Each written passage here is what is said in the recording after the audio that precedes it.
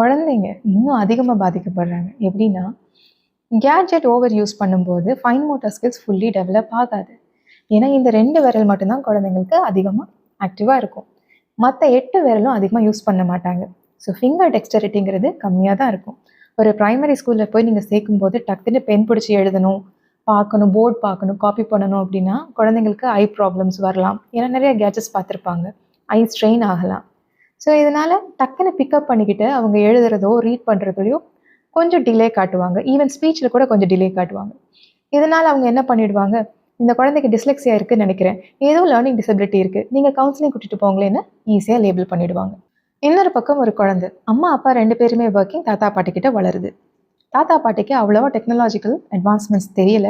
So ஒரு லெவலுக்கு மேலே குழந்தைய எப்படி என்கேஜ் பண்ணுறதுங்கிறது புரியலை. அவங்க அமைதியாகிடுறாங்க. தனக்கான அட்டென்ஷன் இல்லை அப்படின்னு அட்டென்ஷன் சீக் பண்ணுற குழந்தையா இருக்கிறப்போ ரொம்ப சேட்டை பண்ணுறது, டேண்ட்ரம்ஸ் த்ரோ பண்ணுறதெல்லாம் நார்மலாக அந்த குழந்தை எக்ஸ்ப்ரெஸ் பண்ணுற விஷயங்கள் தான். ஸ்பீச் டிலே கூட இதனால இருக்கலாம். ஆனால் அந்த குழந்தைய பார்க்கக்கூடிய ரிலேட்டிவ்ஸ் ஆகட்டும், இல்லை ஒரு கட்டத்தில் அந்த பேரண்ட்ஸே ஹைப்பர் ஆக்டிவாக இருக்கிறானே, ஏடிஹெச்டியாக இருக்குமோ அப்படின்னு ஒரு லேபிளை குத்திடுறாங்க. ADHD is a neuro developmental disorder. ஒரு குழந்தை சொன்ன பேச்சு கேட்கல, சேட்டை பண்ணுதுங்கிறதுக்காகவோ, அப்பா அம்மாவோட அருகாமையை எதிர்பார்க்குது, அட்டென்ஷன் சீக் பண்ணுதுங்கிறதுக்காகவோ அந்த குழந்தைக்கு ஏடிஹெச்டின்னு சொல்லி முத்திரை குத்திடாதீங்க.